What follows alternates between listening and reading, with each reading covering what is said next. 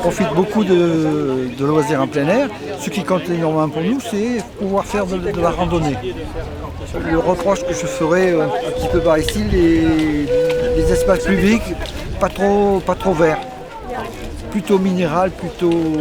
voilà. En Limagnor, c'est assez difficile parce qu'il y a beaucoup de champs.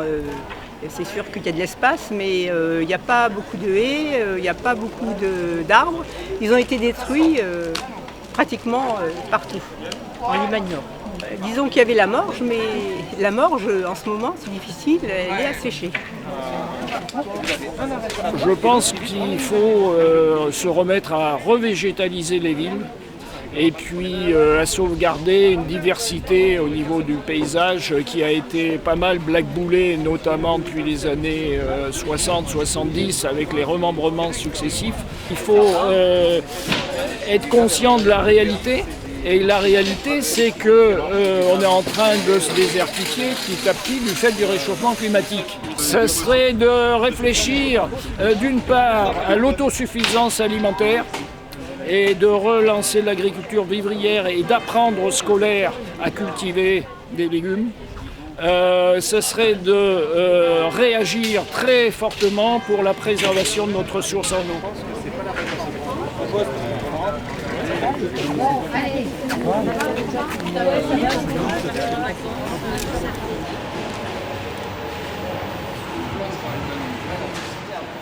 Là, on consomme plutôt généralement local, donc chez les petits maraîchers qui sont près de chez nous, même dans les campagnes. Du troc avec les voisins. Voilà, on fait beaucoup de troc avec les voisins. Là, vous voyez, c'est l'époque du raisin. C'est l'époque du raisin, on a les voisins qui nous apportent des raisins, nous on donne des tomates, tout ce qu'on a. Cette année c'est un peu chaotique, mais voilà, ce qu'on peut. Donc, j'essaie de...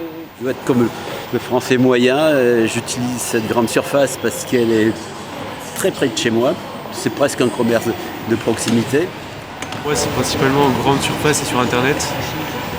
J'habite en campagne, donc forcément on a un supermarché à côté de chez nous, mais c'est pas très pratique et du coup on commande beaucoup sur internet.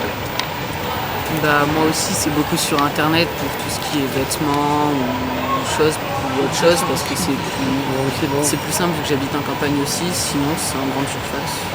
C'est un peu un problème, tous ceux qui habitent loin de ces centres commerciaux, parce que du coup il faut qu'ils fassent le déplacement à chaque fois, et puis ça fait perdre au petit commerce, alors que le petit commerce c'est généralement plus de qualité, c'est moins la chaîne, tout ça. Il faudrait moins de grands magasins comme ça et plus de petits magasins, des coopératives, des AMAP, des choses comme ça. Au final, c'est mieux. Ce que je verrais bien, j'allais dire surtout pour l'alimentation, le développement du commerce local, les agriculteurs et surtout les maraîchers locaux, s'ils pouvaient, j'allais dire, présenter leur production sur la place du village.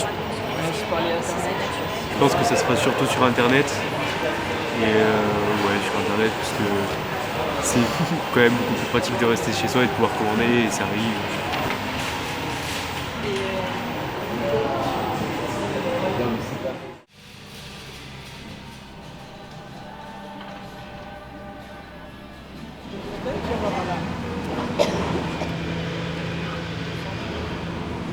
Le touriste de demain, j'imaginerais une ville avec moins de voitures et plus de piétons aussi.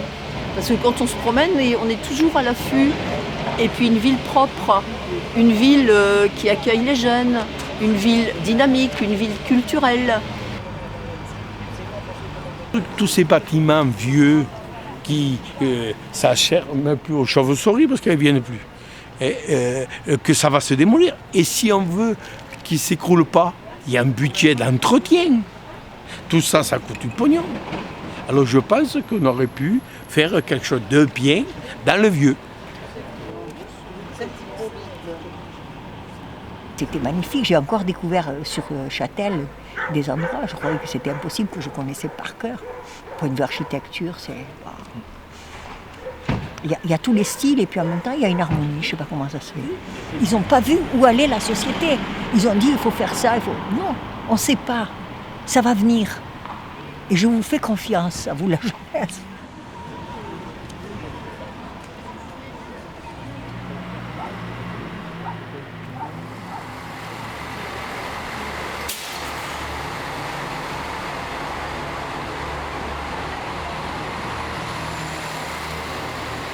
J'habite à Charbonnières-les-Varennes, je travaille à Clermont-Ferrand et je me rends sur mon lieu de travail à l'aide de ma voiture, du train que je viens prendre à Riom et ensuite à pied.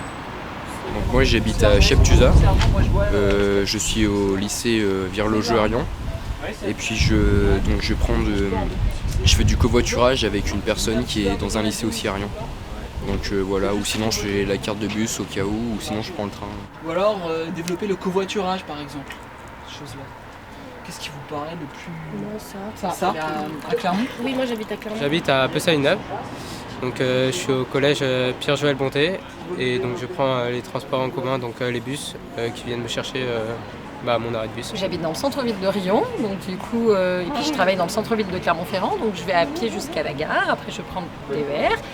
Les mobilités de demain, avec une offre plus élargie pour les communes rurales, afin qu'on utilise moins notre voiture, puisque c'est bien le but, me semble-t-il. Mais c'est pas le cas, voilà. Et depuis cette grande communauté de communes, je pensais qu'on serait plus rattaché en termes de transport en commun. Autant au niveau écologique que pour le bienfait de tout le monde, je pense, de transports en commun tels que les bus, etc. Beaucoup de personnes qui vont au même endroit, mais ça se trouve qu'ils habitent à côté l'un de l'autre, mais qui ne le savent pas, et qui pourraient faire du covoiturage, mais ils ne savent pas qu'ils pourraient le faire. Les pistes cyclables, les voies pour les marcheurs, les randonneurs, etc. Ça peut être un atout autant au niveau écologique que ça fait du sport pour les jeunes, etc. Et plus pour les transports? Les transports en commun, c'est bien, mais toujours un peu dans l'environnement, etc. C'est bien aussi les pistes cyclables. Demain, comment on se déplacera? Covoiturage, c'est bien parce que ça évite la pollution. Et ça facilite les rapports les rapports sociaux. J'ai répondu du coup la multiplication des moyens de transport doux et surtout sécurisés. Des pistes cyclables qui soient vraiment des vraies pistes cyclables définies avec du marquage au sol et pas un simple petit logo de vélo par exemple, ne serait-ce que pour prendre cet exemple-là. Mais puis même améliorer les trottoirs en ville parce que j'ai eu des enfants en bas âge du coup et avec la poussette c'est juste impraticable partout. En centre-ville de Riom c'est juste une catastrophe, les voitures sont garées n'importe où. Moi je suis pour la voiture hors de la ville, mais bon on en a parlé dans le train, c'est compliqué, je suis d'accord.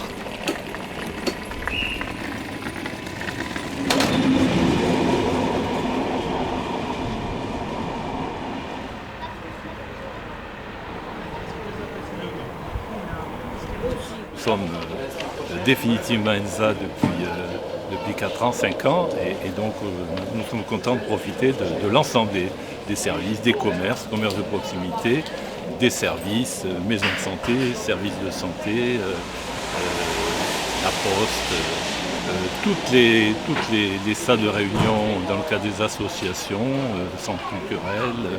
Il y a eu de gros efforts de fait, notamment avec le réaménagement du centre-bourg, la création de la halle. Le marché du dimanche est une excellente idée, d'ailleurs il est très très fréquenté. Et ça je trouve que c'est quelque chose qui est extrêmement bénéfique pour le village. Dans les centres-bourgs, j'imagine qu'il faudra un peu plus de moyens de transport pour ne pas s'isoler des centres urbains. On a une population vieillissante, donc c'est comme partout en France. Il va falloir ne pas s'éloigner des centres de traitement, des hôpitaux, des médecins. Ici, on est assez bien lotis puisqu'on a un cabinet médical qui est très bien équipé. Donc moi-même je l'utilise assez souvent. Si vous voulez, avant il existe toujours la foire de la Saint-Michel qu'on appelle ici à ENSA. Donc c'est le 30 septembre, donc c'est samedi prochain. Et c'est une foire qui a périclité. Et il faudrait qu'il y ait une association de commerçants qui soit beaucoup plus active en partenariat avec les élus, de façon à redonner vie à cette manifestation. Il manque peut-être encore un peu de place pour les piétons, trop de place réservée aux voitures. Il faudrait peut-être des pistes cyclables, mais c'est vrai que les trottoirs restent très étroits et à un moment donné, il faudrait penser, si on veut redynamiser le centre-ville, il faut créer des lieux de gîte, des lieux d'échange, des lieux de rencontre. Et il faut que beaucoup de circulation puisse se faire à pied. Il faut essayer de conserver le bâti ancien, de l'améliorer, le rénover et l'habiter, parce que ça contribuerait à densifier un petit peu l'habitat au centre-ville et surtout éviter l'agrandissement démesuré des villages en empiétant sur des terres agricoles riches.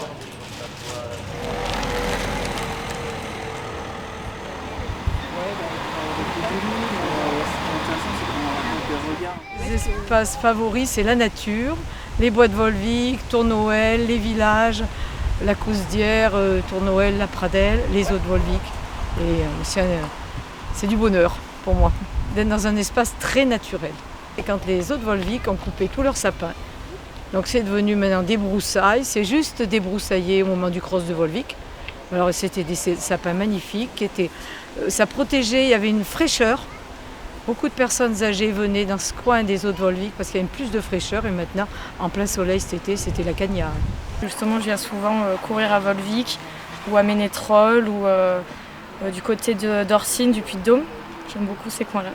Je pense qu'on pourrait les valoriser en essayant de faire en sorte qu'il n'y ait pas trop de voies de circulation autour, on va dire, pour justement rester le plus naturel possible. À Volvic, vraiment, on est gâtés, hein, parce qu'à 10 minutes de la maison, on est en pleine nature.